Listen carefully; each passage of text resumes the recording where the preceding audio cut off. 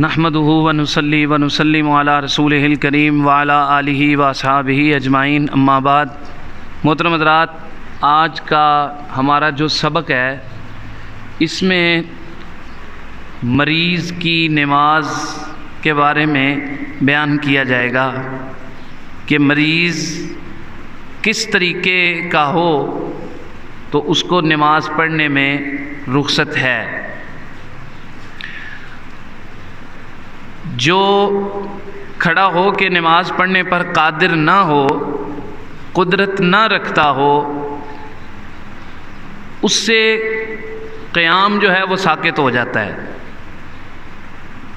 مثلا جس کے پاس طاقت نہیں ہے کھڑا ہونے کی، وہ کھڑا ہو ہی نہیں سکتا، تو اس کے لیے یہ گنجائش ہے کہ وہ بیٹھ کے پڑھے۔ اب جہاں تک وہ کھڑا ہو سکتا ہے، جتنا کھڑا ہو سکتا ہے،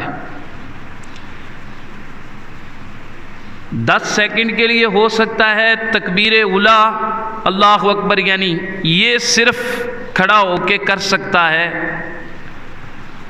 جتنا وہ کھڑا ہو سکتا ہے، جتنا اس کی طبیعت اس کو اجازت دیتی ہے، اتنا نماز میں کھڑا ہونا اس کے لیے کیا ہے؟ فرض ہے۔ کیا ہے بولیے؟ فرض۔ قیام جو ہے نا، قیام یہ فرض ہے۔ یہاں تک کتابوں میں یہ بات ملتی ہے کہ اگر مریض بندہ جو ویسے کھڑا نہیں ہو سکتا، ٹیک لگا کے کھڑا ہو سکتا ہے، سہارا لے کے کھڑا ہو سکتا ہے، کسی لاٹھی کا، کسی چھڑی کا یا کسی دیوار کا سہارا لے کے وہ کھڑا ہو سکتا ہے، تو پھر بھی اس کو بیٹھنے کی اجازت ابھی بھی نہیں ہے۔ وہ ٹیک لگا کے کھڑا ہو قیام کرے، یا سہارا لے کے کھڑا ہو کے قیام کرے، قیام اس پہ کیا ہے بولیے؟ فرض ہے۔ اچھا، اگر وہ ٹیک بھی نہیں لگا کے کھڑا ہو سکتا، ٹیک لگا کے بھی کھڑا نہیں ہو سکتا، ٹیک کے علاوہ کسی اور سہارے سے بھی کھڑا نہیں ہو سکتا، تو اب اس کو حکم ہے کہ وہ بیٹھ کے قیام والے جو بھی فرائض ہیں وہ بیٹھ کے ادا کرے، قرات وغیرہ بیٹھ کے کرے گا۔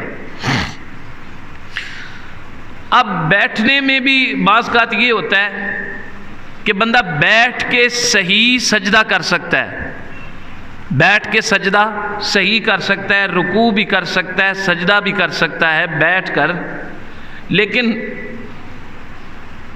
وہ کرسی پہ بیٹھ جاتا ہے۔ العیاذ باللہ تعالی، آج جتنی کرسیاں رکھی جا رہی ہیں مساجد میں، 100 میں سے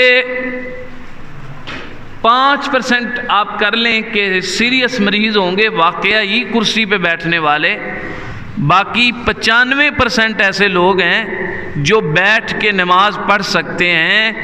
کرسی پر بیٹھنا انہوں نے، میں تو یہ کہوں گا معذرت سے کہ فیشن بنا لیا، فیشن۔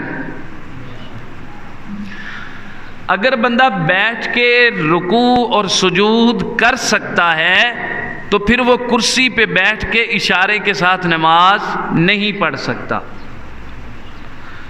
یہ اس وقت کنڈیشن ہوتی ہے کرسی والی کہ جب انسان رکوع و سجود بیٹھ کے بھی مکمل طور پہ نہ کر سکے، کیونکہ کرسی کے اوپر بیٹھ کر جو نماز پڑھی جاتی ہے وہ زیادہ تر اشارے والی نماز ہے۔ اچھا، اگر کوئی بیٹھ بھی نہیں سکتا تو اب اسے اشارے کا حکم ہے کہ نماز اشارے سے پڑھے، ٹیک لگا کے بیٹھ جائے جس طرح کی کرسی ہے، یا کسی اور طریقے سے جیسے بھی اس کو آسانی محسوس ہو۔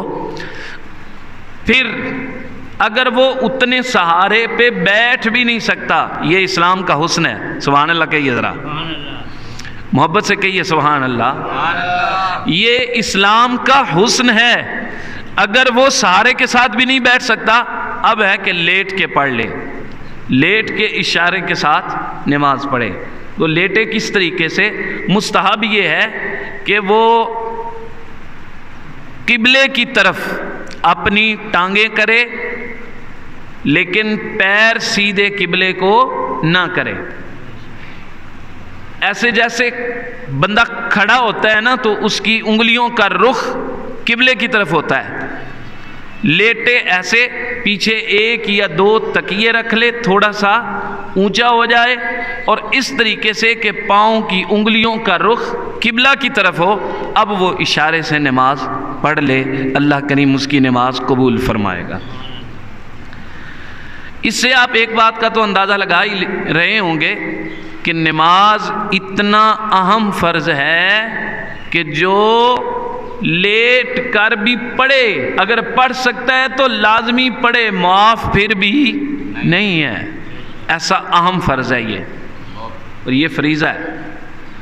حضرات اگر وہ اس طریقے سے نہیں پڑھ سکتا, لیٹ کے جیسے میں نے بتایا ہے کہ انگلیاں قبلہ رخ ہوں پاؤں کی, تو تھوڑے سے اونچائی پہ ہو اس کا سر, مطلب دو تکیے رکھے ہوں پیچھے, اگر ایسے بھی نہیں پڑھ سکتا تو پھر گنجائش یہ بھی ہے کہ اس کو جو سیدھا پہلو ہے اس پہ لٹا دیں اور اس کا رخ قبلہ کی طرف کر دیں. سائیڈ پہ لیٹے, منہ قبلہ کی طرف کر کے اشارے کے ساتھ نماز پڑھ لے. اللہ اکبر. نماز پھر بھی معاف بولیے نہیں ہے. پانی اگر نقصان دیتا ہے چھوڑ دے. اطباء ڈاکٹرز یہ کہتے ہیں کہ وضو نہ کرے, تیمم سے کرے نماز ادا. نماز معاف نہیں ہے. بیٹھ کے نہیں, کھڑا ہو کے نہیں, بیٹھ کے نہیں, ٹیک لگا کے نہیں, لیٹ کے نہیں, اشارے سے نماز ادا کرے. پانی نہیں ہے تیمم سے, پانی منع ہے تیمم کر لے. تو نماز کا یہ اندازہ لگا لیں, ایسا اہم فریضہ ہے کہ یہ کسی بھی حالت میں معاف نہیں ہے. اللہ کریم ہم سب کو نماز سے محبت کرنے کی توفیق عطا فرمائے. اور یہ جو آج کا ہمارا سبق مریض کی نماز کے بارے میں تھا, حضرات نے سمجھ لیا ہوگا. اس کو مزید دوبارہ پھر سنیں اور آگے شیئر بھی کیا کریں, بار بار سنیں تاکہ یہ یاد ہو جائے. اللہ کریم ہم سب کو علم دین کا شوق نصیب فرمائے. اور اس سے پچھلے جو بیانات ہیں جن میں نماز کے دیگر مسائل اور پاکی ولیدی کے مسائل, غسل کیا ہے, نجاستیں کیا ہیں, ان سے پاکی کیسے حاصل کرنی ہے وغیرہ وغیرہ, یہ دیگر دروس میں, پچھلے دروس میں موجود ہیں. حضرات وہ بھی سنا کریں اور یاد رکھا کریں. اللہ کریم ہم سب کو یاد رکھنے کی اور عمل کرنے کی توفیق نصیب فرمائے. وما علیہ الا البلاغ. آمین.